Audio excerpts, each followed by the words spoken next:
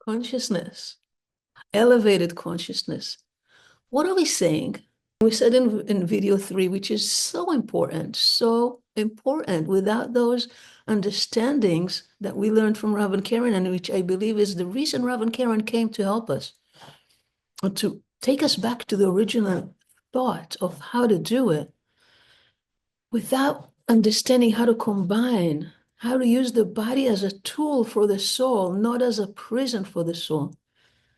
This is what we came here to do.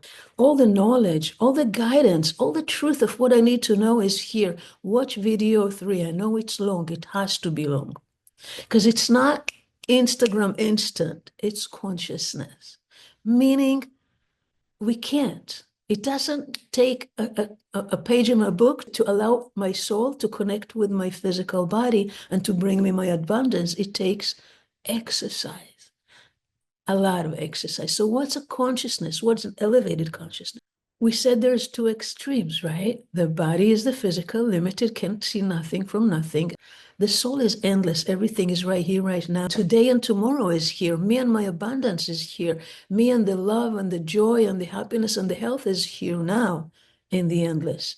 And these two extremes we said are opposing, and we started learning the technology of how to make them one, how to bring all that endless into the finite, into the physical.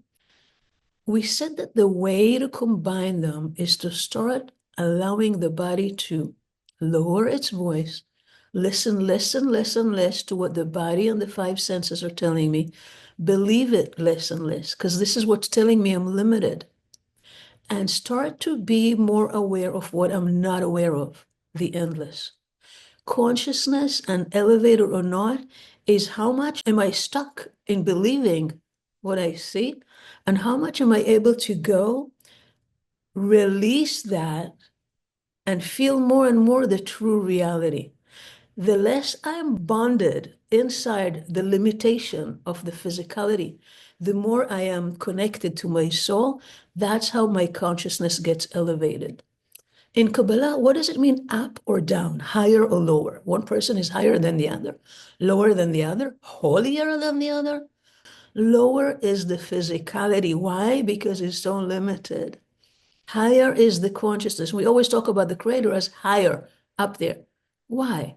Because we're talking about something that has no physicality in it.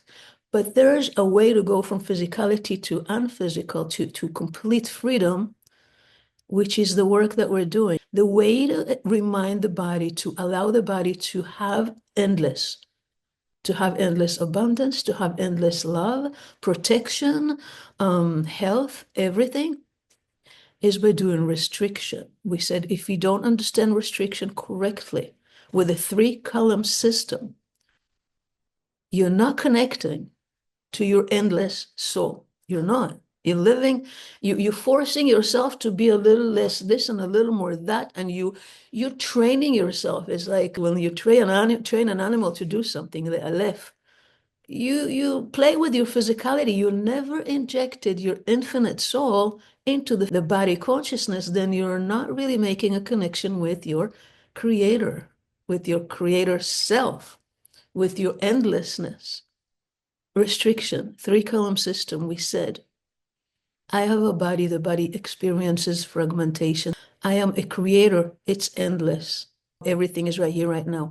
How do I make them together? How do I bring the endless into the physicality, which is what we came here to do? We tell the body, shh, 1 second. It's amazing. You want something. I know. Amazing. You do want to desire everything. Build it. Desire it. This is your left column. It's how you draw light. Without left column, without your desire being, I want everything. And what is a real desire? A real desire is how much you're willing to do, to give up in order to receive. Like, what's the difference between a person that made millions and a person that didn't? Mainly how much they were willing to give, to do, and to put everything aside in order to get it. Now, we're not telling you that in order to make the millions, you want to forget that you have kids for wife. That's not what it is. But desire is how much you want something, is how much you're willing to give. What we're talking about giving is giving up the understanding of the physical. So let's go back. We have a desire for something amazing. We want to, even when we just want to feel amazing. Amazing desire is great, but what's the next thing to do? What does the infinite want to do? It wants to give me exactly that and more. It just wants to come into me.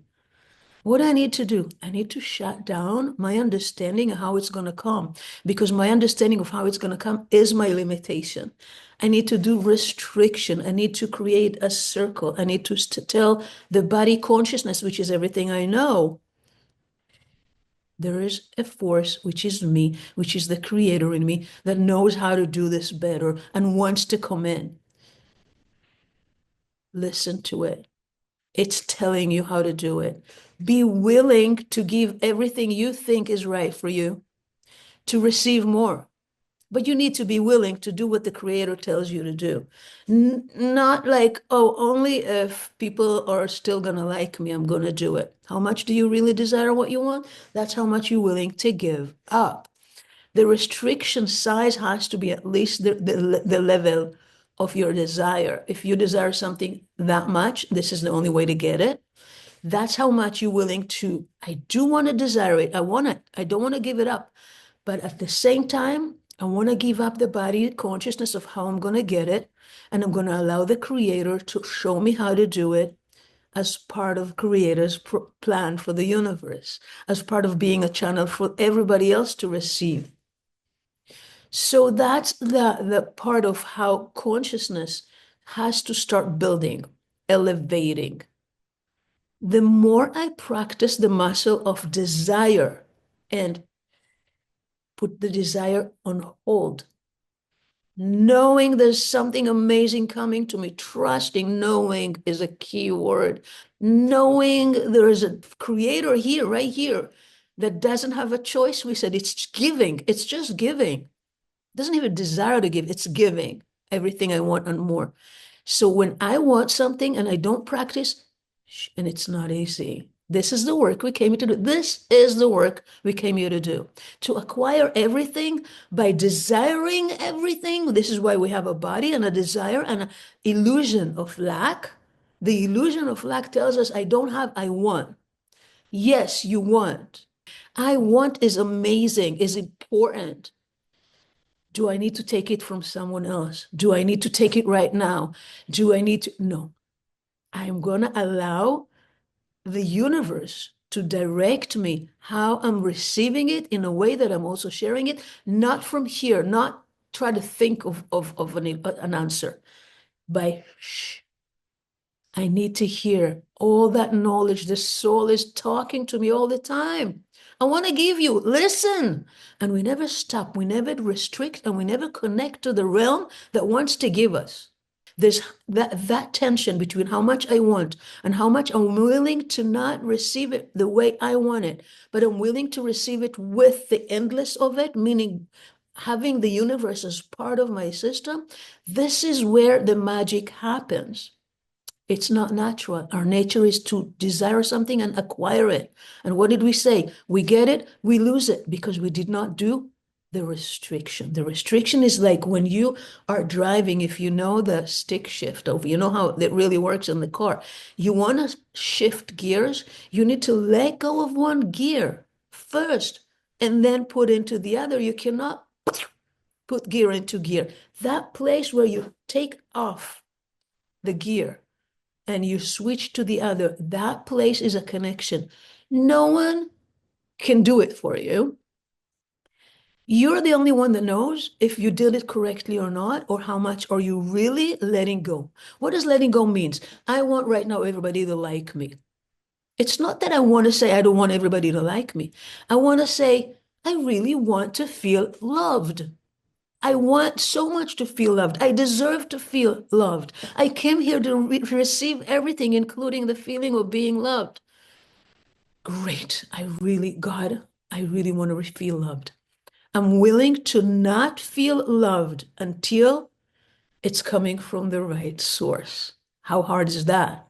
And the next thing that somebody doesn't like me, I'm willing to die on it and not take it from the wrong place, which is causing ending. If I don't stop on the desire to feel loved right now and allow it to come from the right source, which is Creator.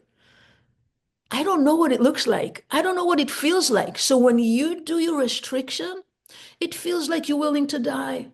I need to be loved right now. I can't handle this. I'm willing to not feel love. You need to burn something inside. You need to be willing to not receive unless it's the right thing, meaning you need to know that if you do that, you will receive it in an endless way, not in a finite way that somebody liked me, I feel good, the next day I feel horrible, because it's over. It has an end. It doesn't last.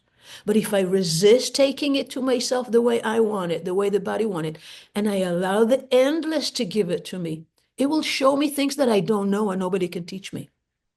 This is how we connect to the knowing. So consciousness is a practice of how much I shake off my need to be holding to physicality and allow myself to know there's something greater in me that already has everything that I want if I just create a resistance, a real restriction, a real saying to the physical world, shake off, shake off. You're not, I don't want to be depending on you, because I know I'm better than that. I know I have more than that.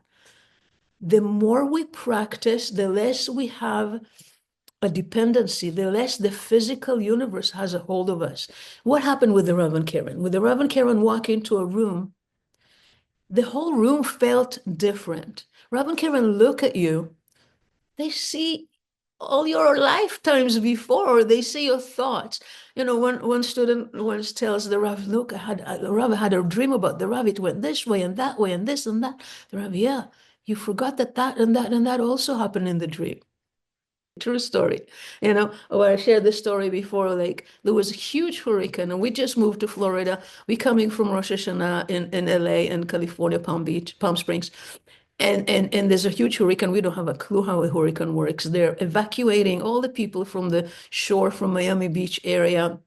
We live in Miami Beach, newly in there, and we're like collecting food and everybody telling us what to do, how to hide, how to this, how to that. And then we call the Rav, and the Rav says, hurricane ain't gonna hit. I bring the food back to the supermarket. I was just outside the door.